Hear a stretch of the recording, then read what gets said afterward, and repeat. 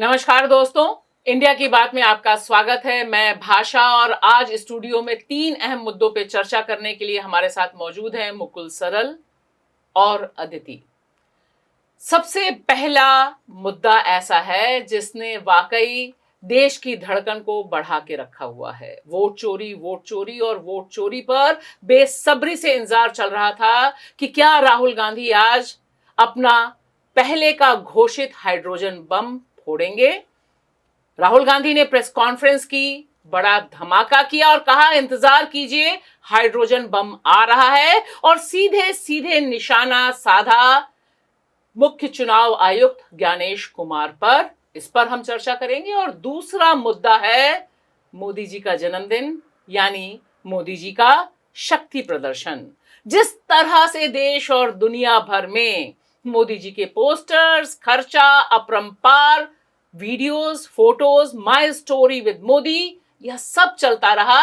इसके पीछे मकसद क्या था और हासिल क्या हुआ? तीसरा अहम सवाल है बिहार की धरती से। बिहार में जो जमीनी मुद्दे हैं, उनकी जो टकराहट हो रही है, वहां जो रणभूमि है, उसमें मोदी जी का जो दांव है, यानी बीजेपी और एनडीए का जो दांव है, घुसपैठिया आया, उसे लेकर किस दिशा में जाएगा बिहार? क्या लोकतंत्र पर जो सवाल है उसका जवाब देगा बिहार? लेकिन सबसे पहले हम चलते हैं सुलगते हुए सवाल पर, राहुल गांधी की प्रेस कॉन्फ्रेंस, जिसमें एक और धमाका, और यहां उन्होंने बताया कि किस तरह से वोट बढ़ाने के साथ साथ वोट घटाने, यानी वोटर लिस्ट से नाम घटाने का जो मैकेनिज्म चल रहा है, वह किस तरह से ऑपरेट कर रहा है। और इसके लिए फिर उन्होंने कर्नाटक की एक विधानसभा का पूरा ब्यौरा देश के सामने रखा और खुलकर बताया, डंके की चोट पर बताया कि वे जो भी आंकड़े रख रहे हैं वे 100% सच हैं। जिस तरह से 6000 से अधिक वोटों की कटौती की गई, उन्हें डिलीट किया गया, और यहां पर राहुल गांधी ने एक कदम आगे बढ़कर कर्नाटक, उस विधानसभा से कुछ लोगों को भी बुलाया स्टेज पर और साक्ष्य के तौर पर देश और खास तौर से केंद्रीय चुनाव आयोग को चुनौती देते हुए कहा कि ये लोग हैं जो बता रहे हैं कि एक मैकेनिज्म है जो ऑपरेट हो रहा है केंद्र से, नाम डिलीशन का। यह एक बड़ा सवाल है और आने वाले दिनों में लगातार ऐसा लगता है कि राहुल गांधी भारतीय लोकतंत्र में जो सबसे बड़ा खतरा है वोट चोरी का, उसे जिंदा रखने के लिए जो मशक्कत चल रही है, उस पर इस तरह के खुलासे लगातार करते रहेंगे। इस पर क्या है पंच, बताएंगी अदिति। मेरा ये मानना है कि राहुल गांधी ने जो आज सिर्फ एक असेंबली कॉन्स्टिट्यूएंसी के बारे में बताया, अगर हम और किस तरह से टेक्नोलॉजी का इस्तेमाल करके नाम डिलीट किए गए हैं, अगर हम पूरे देश में इस तरह का हो रहा हो, अगर सोचे तो एक भयावह तस्वीर आती है जो लोकतंत्र के लिए एक बहुत ही बड़ा खतरा है। मुकुल, क्या है इस पे आपका पंच? मेरा मानना है कि राहुल गांधी के दूसरे फेज का जो खुलासा है उसने साफ कर दिया है कि लोकतंत्र का अपहरण हो गया है। सही सवाल उठ गए हैं और देर सवेर सही जवाब भी मिल जाएंगे, क्योंकि उन्हीं के अनुसार पिक्चर अभी बाकी है। भाषा, क्या है इस पर आपका पंच? मेरा मानना है कि राहुल गांधी ने बिल्कुल केंद्रीय मुद्दा पकड़ा हुआ है और जिससे मिर्ची बीजेपी और मोदी तंत्र को लगनी है, और जिस तरह से उन्होंने निशाना साधा है सीधे सीधे ज्ञानेश कुमार का नाम लेकर कि यह चोरी उनके नेतृत्व में हो रही है, यह एक बहुत बड़ा आरोप है। और वे लगातार कोशिश कर रहे हैं कि सिस्टम जवाबदेह बने, और मैं उनकी इस बात से सहमत हूं कि लोकतंत्र तभी बचेगा जब चुनाव सही ढंग से होगा। और अंत में उन्होंने जो कहा कि डेमोक्रेसी को वह डिलीट नहीं होने देंगे, यह एक बड़ा संदेश है सारे सिस्टम के लिए। अदिति, जो दिखाई दे रहा है, और खास तौर से यहाँ पे कर्नाटक के अलंद विधानसभा में जिस तरह से हुआ, उसका ब्यौरा वह लेकर आए। अपने चिर परिचित अंदाज में राहुल गांधी पूरे कॉन्फिडेंस से भी भरे हुए थे। हालांकि मीडिया में हाइड्रोजन बम की उम्मीद थी, लेकिन उन्होंने कहा कि जब तक मैं पूरी तरह से ब्लैक एंड व्हाइट में अपने आंकड़े ठोक बजा के देख नहीं लेता, तब तक मैं आपके सामने नहीं आता हूं। ये तमाम तथ्य हैं। आपको क्या लगता है कि ये जो वोट डिलीशन, क्योंकि अभी तक वो बता रहे थे कि नाम कैसे जोड़े जाते हैं, महाराष्ट्र को लेके उन्होंने बताया, इससे पहले कर्नाटक को भी लेके बताया था कि कैसे नाम जोड़े गए और कांग्रेस की हार हुई। आज भी उन्होंने तमाम राज्यों का भी जिक्र किया यहाँ पर। ब्यौरा उन्होंने कर्नाटक अलंद का दिया, लेकिन जिक्र सबका किया उन्होंने। आपको क्या लगता है कि वाकई क्या इस तरह से नाम डिलीशन संभव है? भाषा, इसमें बिल्कुल संभव है, और इसमें मैं अपना पर्सनल एक एग्जांपल देना चाहूंगी। अभी 3 हफ्ते पहले मेरे घर पे चिट्ठी मैंने खुद रिसीव की जो मेरे नाम डिलीशन के ऊपर थी। आपके नाम डिलीशन? जी, मेरे दिल्ली नाम में? जी, दिल्ली में, कि मेरे नाम के डिलीशन के ऊपर थी, जिसपे मैंने पत्र लिखा कि मैं खुद ये चिट्ठी रिसीव कर रही हूँ, इसी पते पे रिसीव कर रही हूँ, और ये कैसे मेरा नाम डिलीट हो रहा है, ये मेरे घर में तक कोई BLO नहीं आया, कोई नहीं आया। तो ये आप किससे पूछ गए हैं? आप किसी से पूछेंगे तभी ना। तो मुझे आज जब मैंने ये प्रेस कॉन्फ्रेंस देखी तो मुझे अब समझ में आ रहा है कि ये तो पूरी कोई एक सेंट्रलाइज तकनीकी प्रक्रिया है जो कहीं किसी और राज्य में बैठ के किसी का मोबाइल नंबर लेके हो रही है। तो ये पॉसिबल है। हालांकि बाद में मुझे चुनाव कमीशन के यहाँ पे लोकल से ये आया कि आप इग्नोर कीजिए, क्योंकि मैंने पब्लिक कर दिया था मुद्दा, ट्वीट कर दिया था इसीलिए। लेकिन मैं ये सोचती हूँ कि अगर इस स्तर पे हो रहा है देश भर में, तो ये एक बहुत ही मतलब गहरी चिंता का विषय है।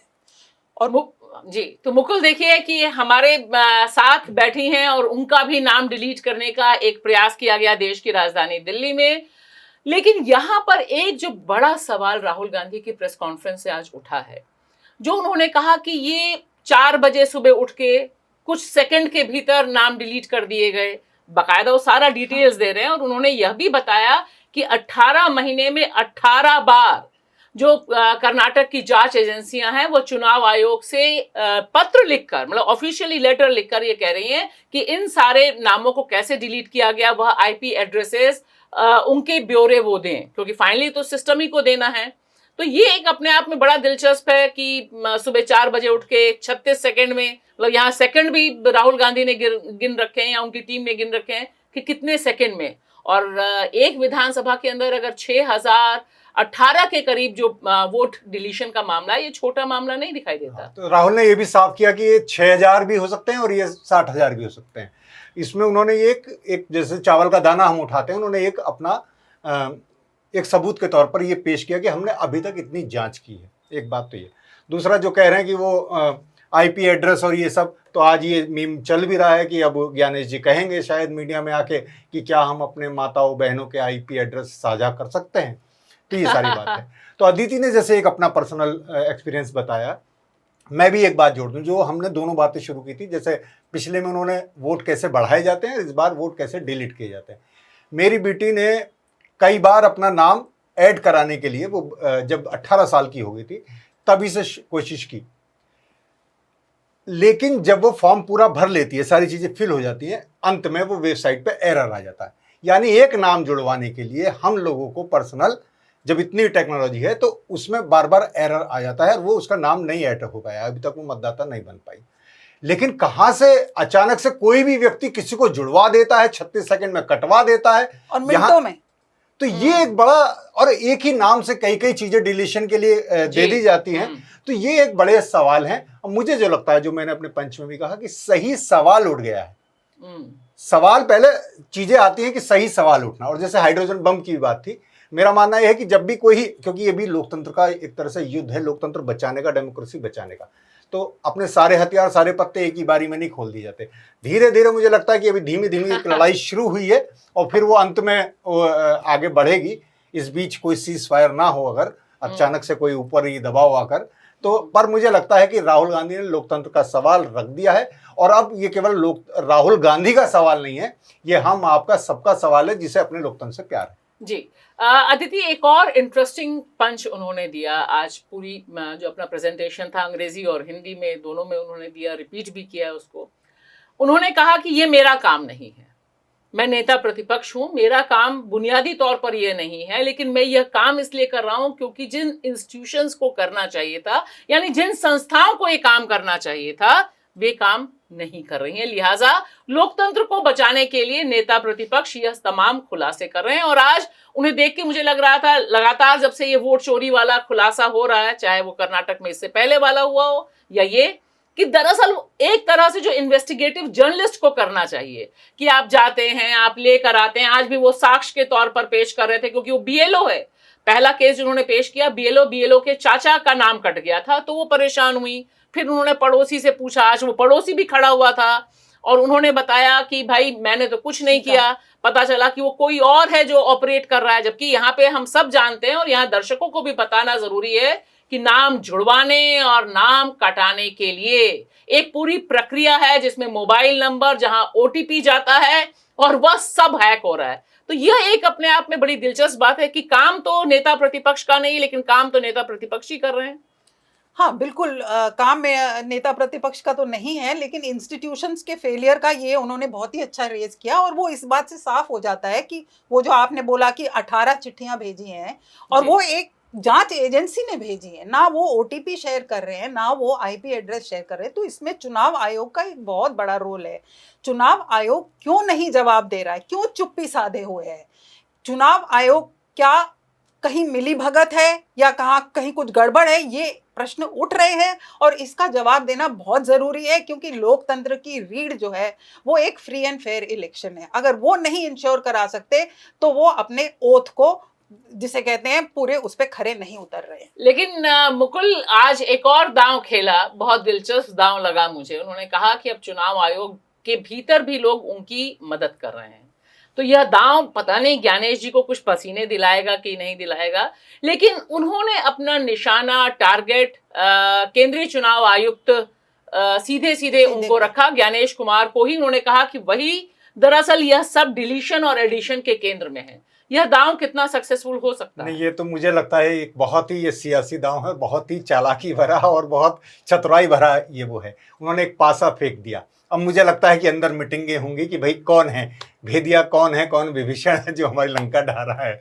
तो ये मुझे लगता है कि एक बहुत अच्छा स्मार्ट मूव उन्होंने किया है राहुल गांधी ने, और ये जरूर हलचल मचाएगा। और इससे एक और भी बात साफ होती है कि पूरा चुनाव आयोग मैनेज नहीं है। जो ऊपर बैठे हैं लोग, जो डिसीजन ले रहे हैं, वही लोग जो हैं वो सब उनका तालमेल है। जो आम कर्मचारी है या आम बीएलओ है, वो कहीं कोई ऐसा दोषी नहीं है कि उसे वो किया गया। वो ऊपर के जो फैसले हैं उन्हें ही लागू या उनका ही काम कर रहा है, अपना मालिक जो कह रहा है वो कर रहा है।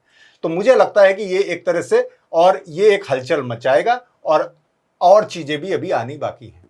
चलिए अब देखते हैं, पिक्चर अभी आनी बाकी है। लेकिन एक बात साफ है, जिस तरह से आज भी कॉन्स्टिट्यूशन को लेकर खड़े हुए राहुल गांधी, उन्होंने लोकतंत्र को बचाने का मैसेज लाउड एंड क्लियर, जिसे कहते हैं, बहुत मुखर ढंग से और बहुत साफ साफ दे दिया कि अगर हम वोट चोरी नहीं रोक पाए तो लोकतंत्र नहीं बचेगा। अब इसका कितना असर पड़ेगा यह देखना जरूरी है। अब हम चलते हैं अपने दूसरे मुद्दे पर। दूसरा मुद्दा ऐसा है जिसमें चर्चा कहां से की जाए और कहां खत्म किए जाए। यह ऐसी सुनामी है इस समय हमारे सामने, क्योंकि मोदीमय मीडिया है, मोदीमय सोशल मीडिया है।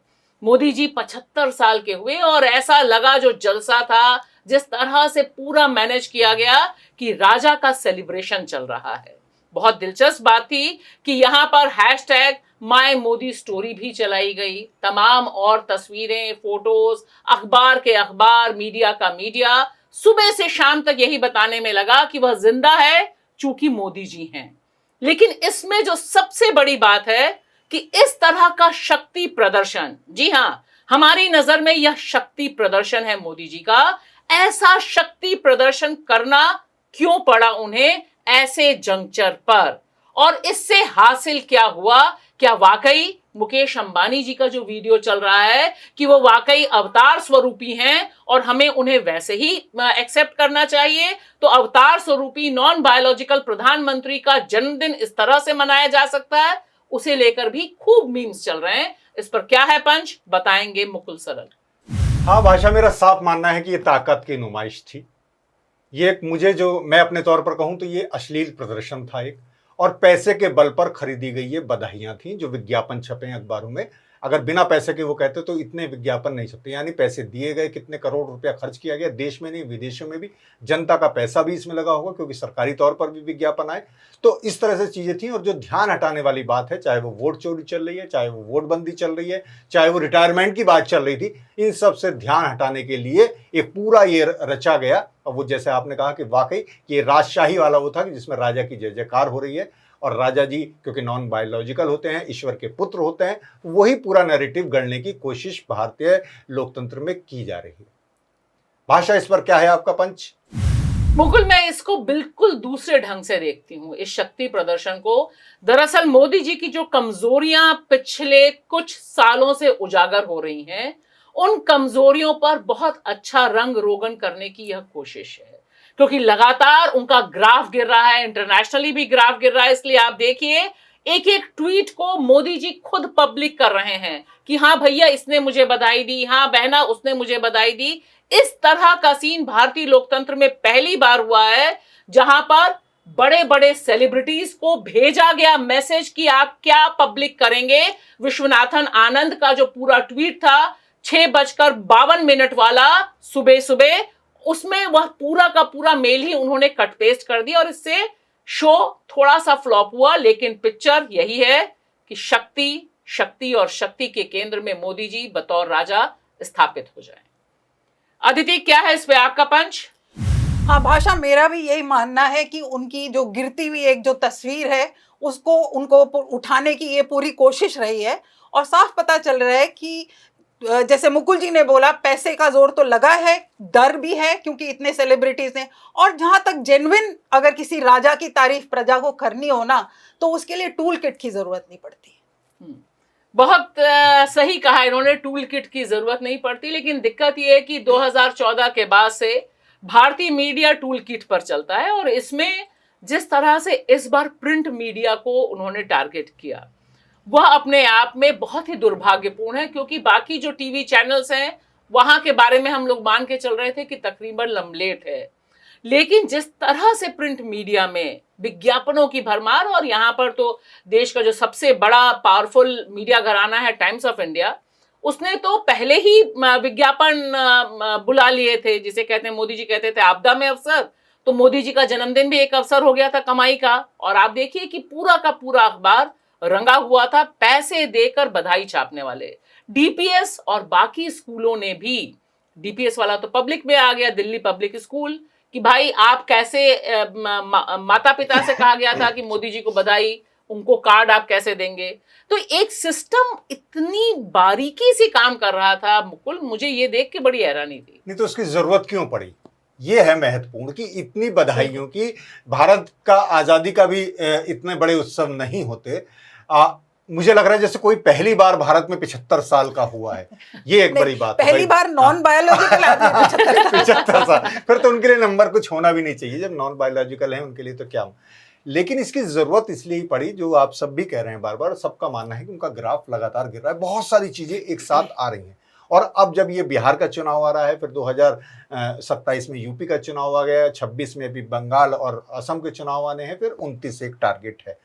आरएसएस के 100 साल भी हो चुके हैं। तो तमाम ये सब जो टसल चलने, जो बातें आ रही थी, जो ग्राफ गिर रहा था, तमाम सारी बातें, और वो रिटायरमेंट का एक शगुफा भी आ गया था कि 75 में हम मार्गदर्शक मंडल में जाएंगे या नहीं जाएंगे, उन सबको छुपाने के लिए या गिराने के लिए ये एक तरह का पूरा एक रचा गया नैरेटिव कि भाई 75 साल की बधाई दी जाए। वो वाकई में पूरा राजशाही वाला ही वो नैरेटिव वो गढ़ना चाह रहे हैं शुरू से, जब उन्होंने अपने मुंह से कहा था।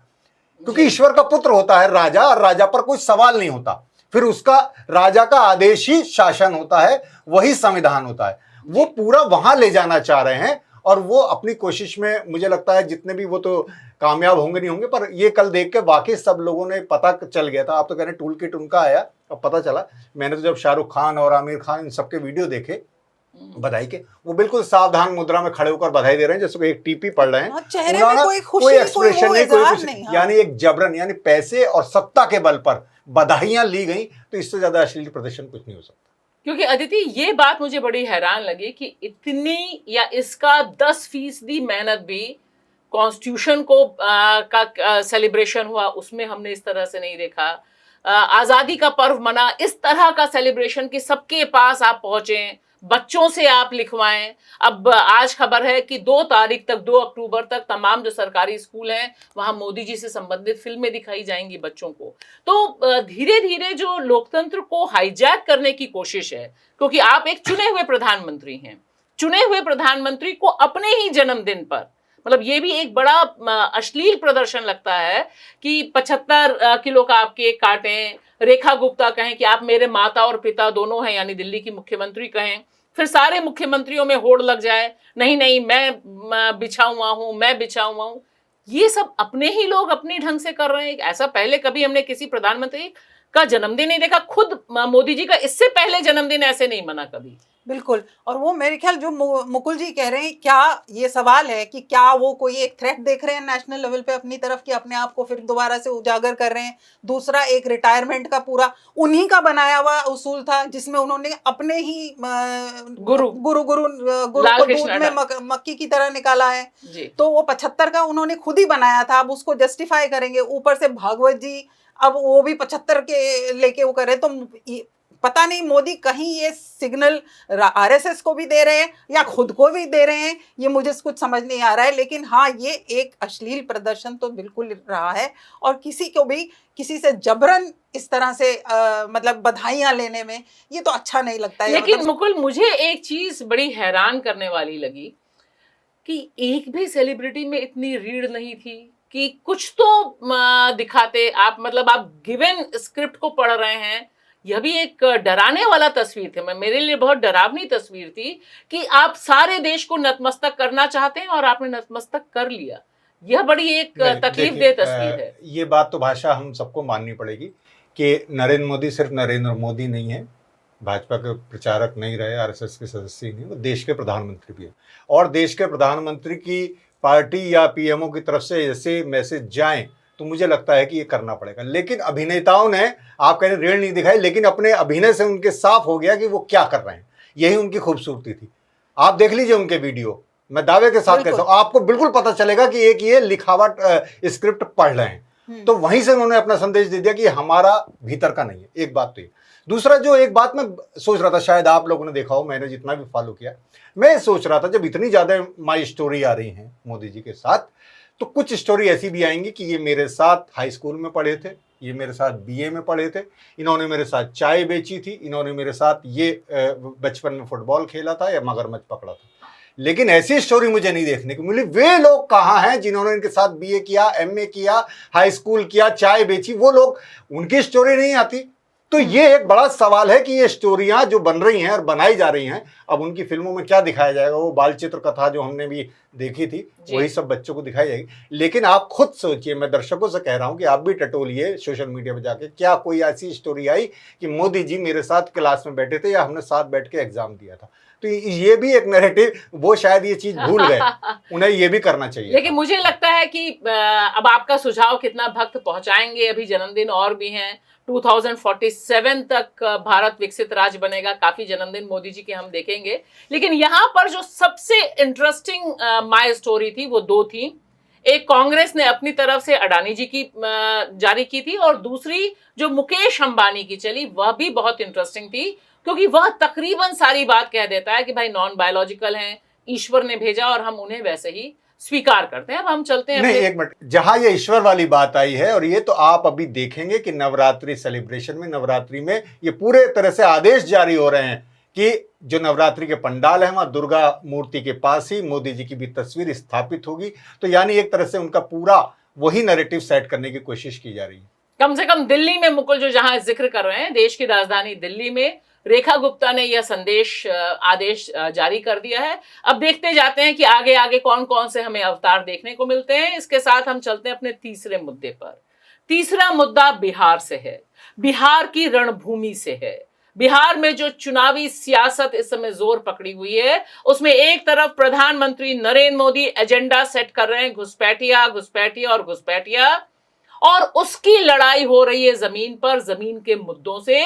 दोनों तस्वीरें एक साथ चल रही हैं। हमने देखा अभी विपक्ष ने एक लंबी 16 दिन की वोटर अधिकार यात्रा की, और उसके बाद से लेकर अभी तक जब हम बात कर रहे हैं, पटना में लगातार छात्र नौजवान रोज प्रदर्शन कर रहे हैं, लाठियां चल रही हैं। वे अपनी मांग को लेकर, नौकरी को लेकर, एग्जाम को लेकर प्रदर्शन कर रहे हैं। इन दो मुद्दों में जो घमासान है वह किस दिशा में ले जाएगा बिहार को, यह हमारा सबसे बड़ा सवाल है। इस पर बताएंगी पंच अदिति।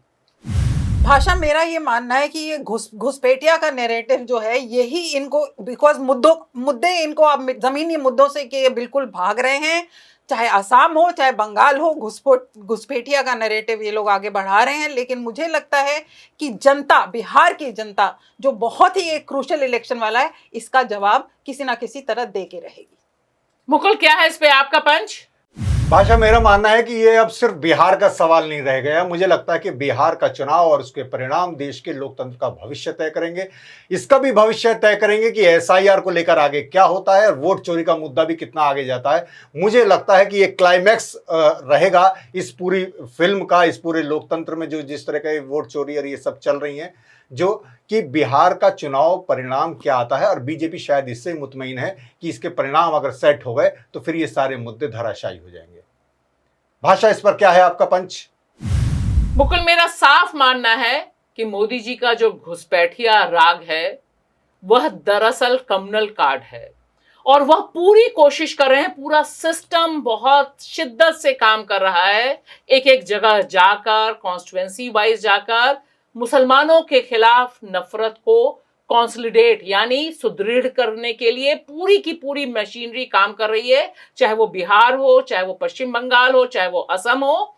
और इसमें जो जमीनी मुद्दे हैं वो फाइनली अंततः वोट में कितना तब्दील होते हैं, यह सबसे बड़ा यक्ष प्रश्न है कि विपक्ष तमाम समीकरणों को लेते हुए क्या इन मुद्दों पर वोट डलवा पाएगा और उनके वोट क्या बचे रहेंगे तब तक, क्योंकि सस्पेंस वोटर लिस्ट को लेकर जो अभी बना हुआ है और चुनाव से ठीक पहले तक बना रहेगा, यह विपक्ष के लिए करो या मरो की लड़ाई में तब्दील हो रहा है बिहार की रणभूमि।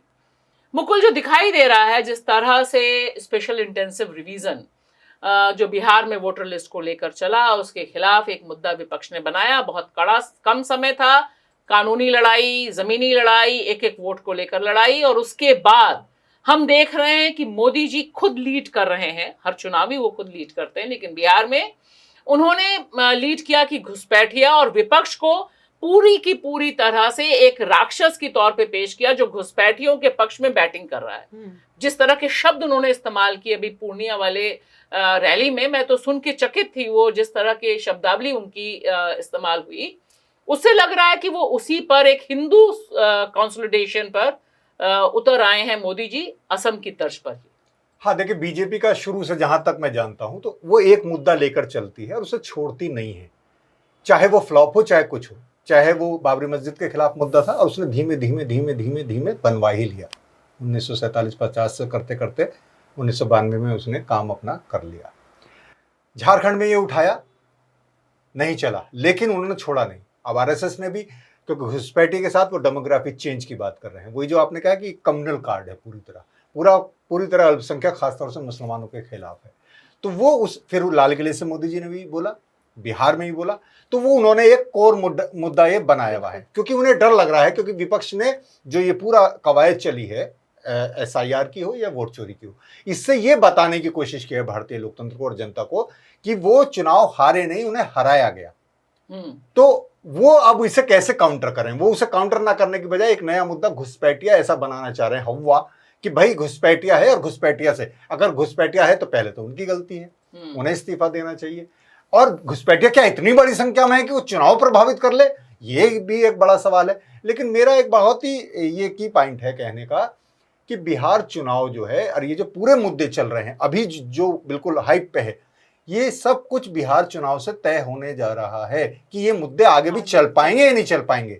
चाहे वो वोट चोरी का मुद्दा है, अगर वो जीत गए, क्योंकि मैं इसका एक उदाहरण दूं, जैसे भारत पाकिस्तान के मैच को लेकर लोगों में बहुत आक्रोश था, लेकिन ये जानते थे कि हम मैच जीत जाएंगे, एक तो क्योंकि पाकिस्तान की टीम अब कोई मुकाबले लायक रही नहीं, फिर दूसरा एक जेस्चर दिखा दें, एक नाटक कि हमने हाथ नहीं मिलाया, हमने ये नहीं करा, हमने उन्हें बधाई नहीं दी, तो उससे एक हम लोगों को, और ये सेना को समर्पित है, ये शहीदों के सम्मान में, तो उससे हम एक नैरेटिव बना लेंगे। लेकिन जनता इतनी बेवकूफ नहीं है, पर ये कोशिश जरूर करते हैं। लेकिन देखिए, तो यही चाह रहे हैं कि बिहार ये चलने दीजिए, कोई दिक्कत नहीं है, बिहार चुनाव का परिणाम उनके फेवर में आएगा और उसके बाद ये होगा कि सारे मुद्दे धराशायी, कि राहुल जी का जनता ने नकार दिया वोट चोरी एसआईआर का मुद्दा।